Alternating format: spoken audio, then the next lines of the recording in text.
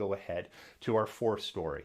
One of the things that I have talked about at length is too many names, and the names keep getting added. Jonathan Price, Wolf City, Texas.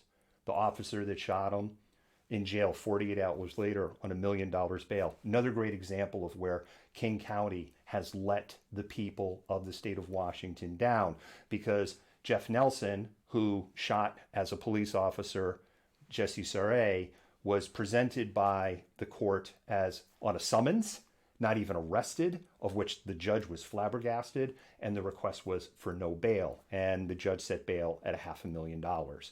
So people think of, and Wolf City, Texas, this is not a bastion of liberal thought, right? This is in the northeast corner of Texas, close to Arkansas and Oklahoma. This is not an area where you would think of open minds. And that officer was in a jail cell 48 hours later on first-degree murder charges and $1 million bail. It is sharp contrast to the state of Washington.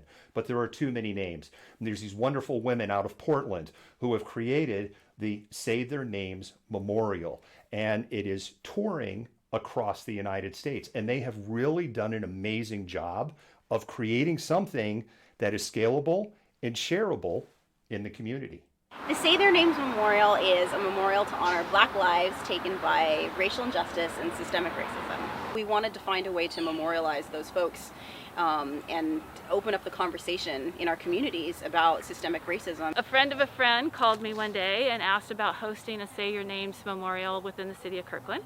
We've had a Black Lives Matter sign up, and a member of the city council drove by and said, you know, I've been approached by someone who would like to do a memorial for all those who died as the result of racial injustice. Father Ryan was instrumental that he brought together 5 other faith-based organizations to host this. So I'm proud to say that 6 churches within the city of Kirkland are hosting this memorial today.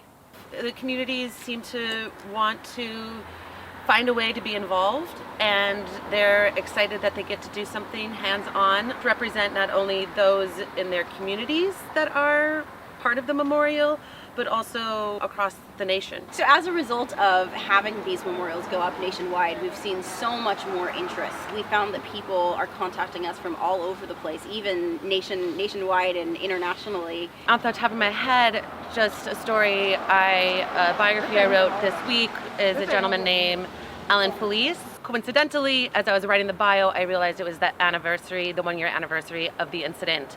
So I found it really important to get his biography up on the website to honor, and trying to take the time to really think about what his family was going through, remembering both his life and the incident a year later and the struggle that they've had trying to find justice. Our hope going forward with the memorial is that we continue to get submissions, that Stacy gets a large team of writers to be able to do justice in writing the biographies of these people, that we get beautiful imagery so we can tell the stories, we can look into their faces, we can remember what happened, we can remember their potential in their life. You can contact us by email at info@saytheirnamesmemorial.com, or you can send us a DM on Instagram at saytheirnamesmemorial.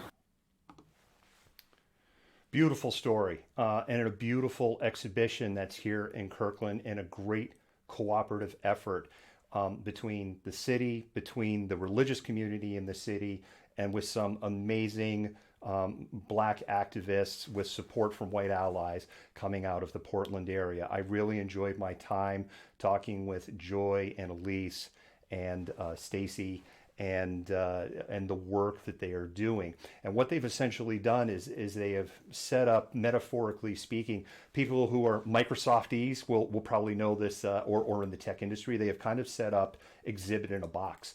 They provide everything so that organizations can create their own exhibits. And they told me that they're gaining a lot of momentum, that they're getting about anywhere from about 10 or 11 inquiries daily now on both nationally and internationally on setting up exhibits. If you want to see the exhibits, right now the plan is to have them here through November 30th in Kirkland, and then evaluate what the next steps will be from that point. I would recommend, if you want to see them with the flowers still pretty and fresh, to probably do it by Saturday. And we're going to get into the next story, which ties into why you should probably go want to see them by Saturday if you want to see the beautiful flowers. They're at 6 churches. If you're not familiar with Kirkland, the easiest place to start is at St. John's Episcopal Church. St. John's is essentially in downtown Kirkland. You get off at exit 18, you go down the hill into Kirkland, and they are close to the Woodmark, and they are close to the library.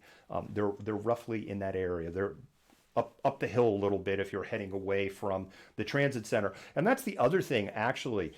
There are 3 of them that are walkable from downtown. So even if you don't have a car, I'm not a big fan right now of saying, hey, get on a bus and take public transport because of C disease. But if that is your option, and if you want to go, wear a mask, get some hand sanitizer. And the bus transit station is just a very, very short walk from about 3 of the churches that currently have the exhibits in place. We do have a longer version of this article that is also available, but we're not going to publish it yet. And I hope we don't have to publish the longer version. We will publish what we ran here today as a discrete piece. And so I really encourage you to go. I really encourage you to reflect on what you see, because the sad reality is we're still adding names, and it has to stop.